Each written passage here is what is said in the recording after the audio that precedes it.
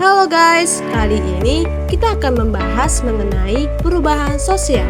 Perubahan sosial adalah hal yang bisa dilihat dan dirasakan di kehidupan sehari-hari kita. Coba deh, perhatikan lingkungan sekitar kamu. Pada zaman dulu, anak-anak seusiamu belum mengenal dan belum mahir menggunakan teknologi, komunikasi, dan internet. Sedangkan zaman sekarang, kamu bisa menggunakan teknologi, komunikasi, dan internet dengan sangat mahir.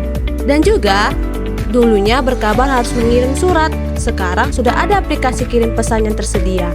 Jadi nggak perlu repot-repot lagi deh nulis surat untuk sekedar berkabar. Contoh yang tadi merupakan perubahan teknologi yang terjadi di lingkungan sekitar kita.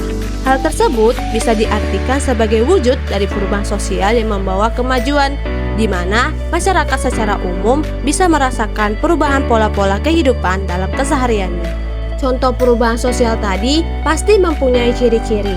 Nah, seperti apa sih ciri-ciri perubahan sosial itu? Ciri yang pertama yakni berkelanjutan. Perubahan sosial sifatnya berkelanjutan dan ini merupakan ciri-ciri yang paling utama. Maksudnya, masyarakat dimanapun akan mengalami perubahan, bisa secara cepat maupun lambat.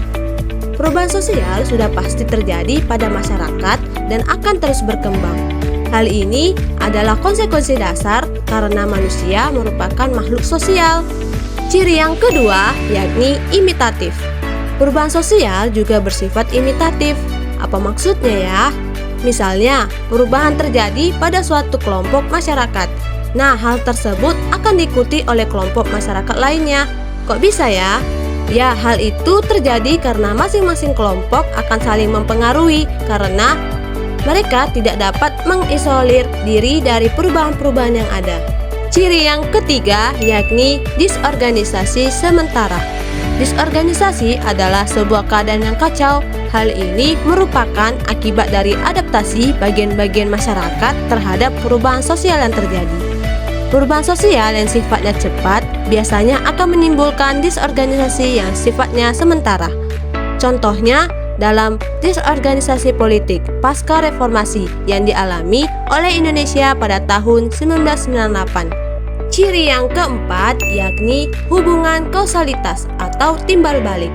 Perubahan sosial tidak terbatas pada bidang material ataupun imaterial saja. Akan tetapi, perubahan sosial itu terjadi pada keduanya. Kenapa begitu? Karena antara aspek material dan imaterial memiliki satu hubungan kausalitas atau timbal balik.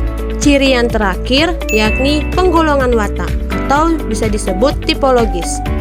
Secara tipologis, perubahan sosial dapat dikategorikan dalam beberapa bentuk seperti proses sosial, perubahan struktur kelompok, dan segmentasi. Gimana? Sudah paham kan maksud perubahan sosial di lingkungan sekitar beserta ciri-cirinya? Sebenarnya masih banyak sih perubahan yang terjadi di lingkungan sekitar kita, tapi itu sudah menjadi tugas kita untuk menyadari perubahan sosial yang terjadi. Sampai di sini dulu ya materinya. Dadah!